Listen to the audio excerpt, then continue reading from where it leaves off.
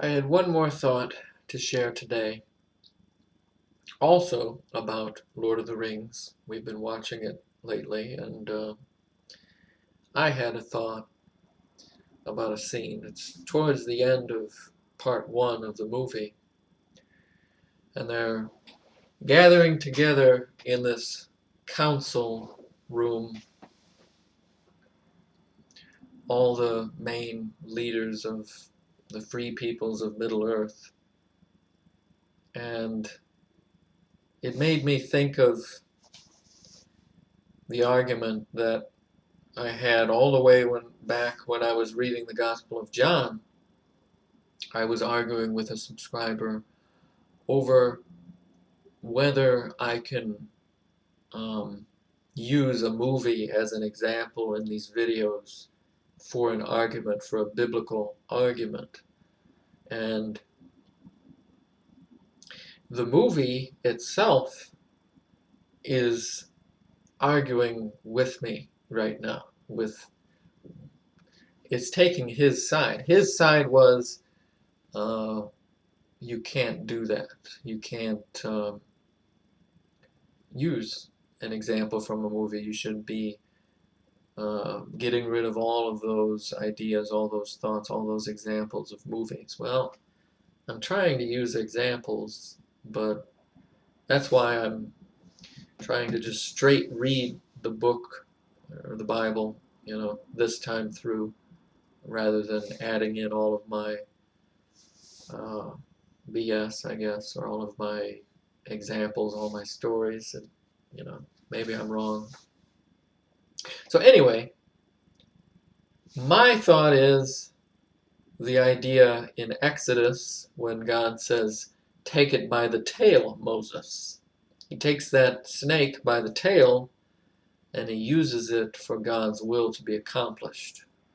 So that's my justification, but I think it goes back to discernment. If I don't have discernment when I take it by the tail, I might get bit by that snake and I might get poisoned and drop dead. So anyway, the example from the movie at the start of this meeting with the main characters, there's a character in the movie called Boromir, played by Sean Bean,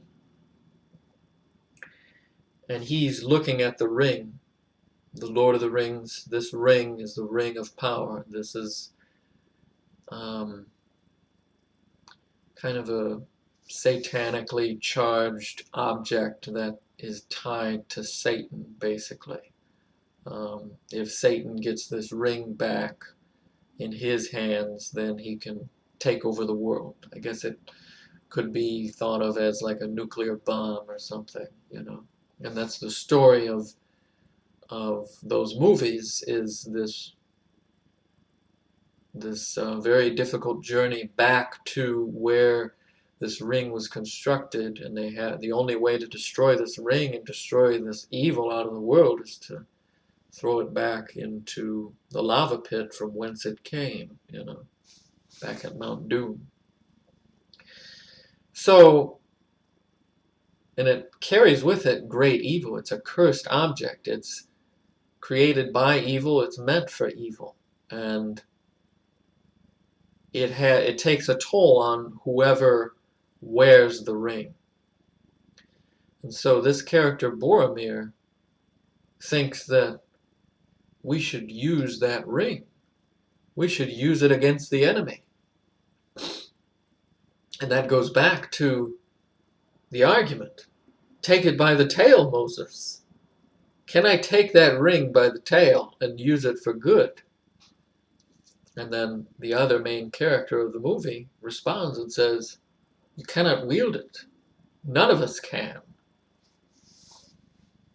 And so that's interesting, isn't it? See, I'm destroying my own argument with a movie reference, but I'm not allowed to use a movie reference. it's kind of funny. I guess it's completely all over the place. It's a paradox or something, but it's interesting.